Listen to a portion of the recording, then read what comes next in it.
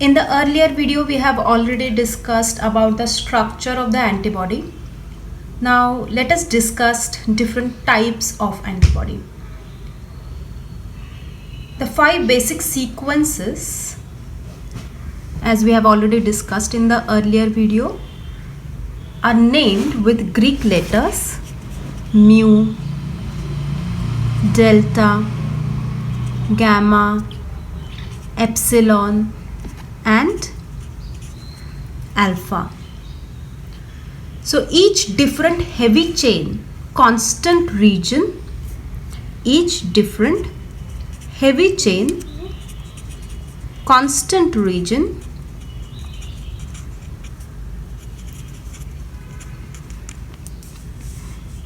is referred to as isotype. So how many isotypes are there? There are 5 different isotypes. So the isotype of heavy chains of a given antibody molecules determines its class. Okay. So how many classes of antibodies are going to be there? There are going to be 5 classes of antibodies, which are isotypes of antibodies. So if the antibodies with heavy chain of mu isotype are which class? Mu isotype are IgM class. Those with the delta heavy chain will be IgD. Those with gamma will be IgG.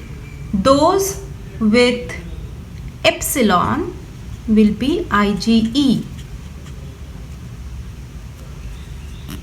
And those with alpha will be IgA. So there are 5 classes of antibodies which are isotypes of antibodies.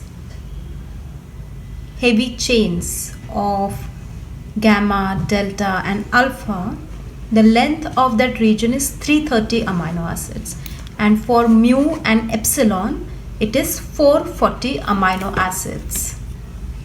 So 2 heavy chain alpha 1 and alpha 2 will lead to immunoglobulin A1 and immunoglobulin A2. So these are 2 subclasses, and the antibodies will be 2 sub-isotypes. Now we know in gamma chain also there are variations of gamma 1, gamma 2, gamma 3 and gamma 4. So the antibodies will be, the corresponding antibodies will belong to the subclass immunoglobulin G1, immunoglobulin G2, immunoglobulin G3 and immunoglobulin G4. So these will be subclasses of the IgG antibody. And these will be the subclasses of IgA antibodies, and the corresponding antibodies will be called as sub-isotypes. So what do we understand by term isotype? We understand that the heavy chain constant regions will lead to the isotypes. So there will be 5 classes depending on the heavy chain, and there will be subclasses depending on the variation in the heavy chain. So when we are discussing about the isotype, we need to understand the isotypes for each species. The isotype will be similar. So like in humans, there will be 5 isotypes of antibodies. So for a particular species, the isotype are going to be similar. But if we talk about a different species, then there will be different isotypes of antibodies. So depending on the species, the isotypes will vary. In case of humans, there will be 5 isotypes. Which 5 isotypes? The antibodies containing these heavy chains will be the 5 isotypes in humans. So we have discussed about isotypes. Now let us discuss about anti-isotype antibodies. Now these antibodies, these isotypes are already types of antibodies, okay, and these are anti-isotype antibodies. So if we want to generate these kind of antibodies, what we need to do? Now we know that the particular antibodies belongs to particular species. So suppose we take a particular antibody, for example an antibody having mu heavy chain, and if we inject it into another animal of a different species, so what do we expect? We expect that there will be antibodies generated, okay, we expect that there will be antibodies generated against what? Against this mu heavy chain. So these antibodies will be against mu heavy chain, and those antibodies will be called as anti-isotype antibodies, because those will be against the isotype. These antibodies will be against the isotype, means what? It will be against a particular constant region. Which constant region we are talking about? In this example, we are talking about mu heavy chain. So this anti-isotype antibody will be against mu heavy chain.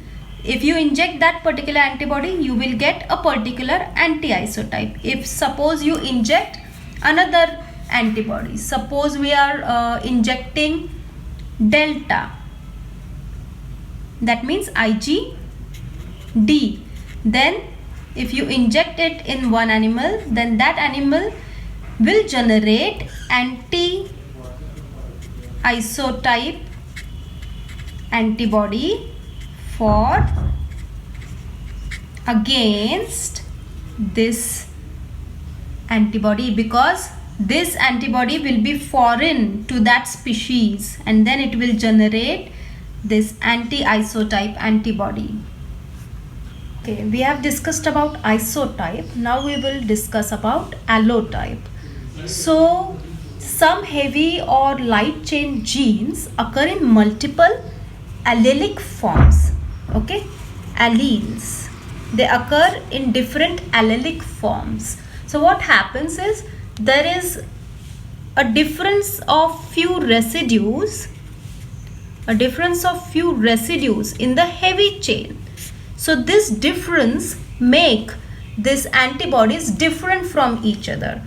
But if now we have seen that isotypes will be similar across the species. For like humans, the isotypes will be similar, but now this changes intraspecies, okay.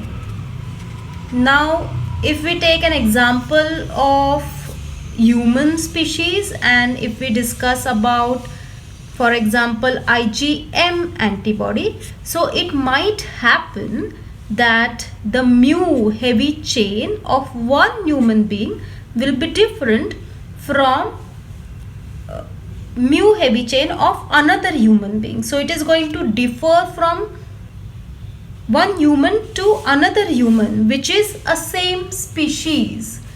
So these kind of antibodies will be called as allotypes.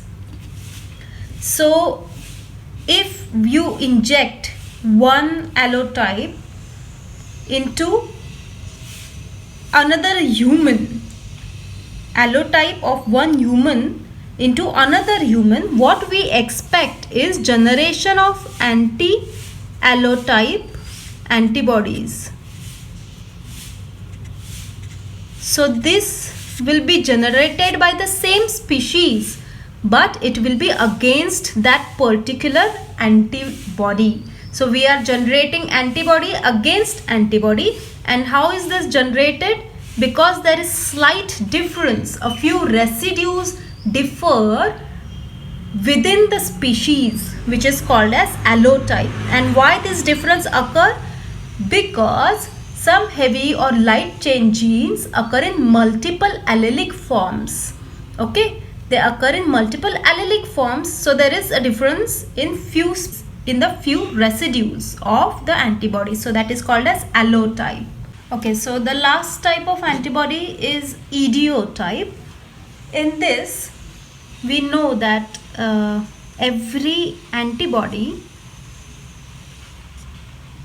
will have a different kind of antigen binding site. Okay, this is the antigen binding site, which will be different for each and every antibody. So if we take, so these different kind of antibodies are called as idiotype. The antibodies having different antigen binding sites will be called as idiotype. Now if we take this particular kind of antibody, suppose monoclonal antibody, and we take many monoclonal antibodies, and if we inject these antibodies into an animal, then that animal will recognize this site as a foreign site, and that animal is going to generate anti-idiotype antibodies.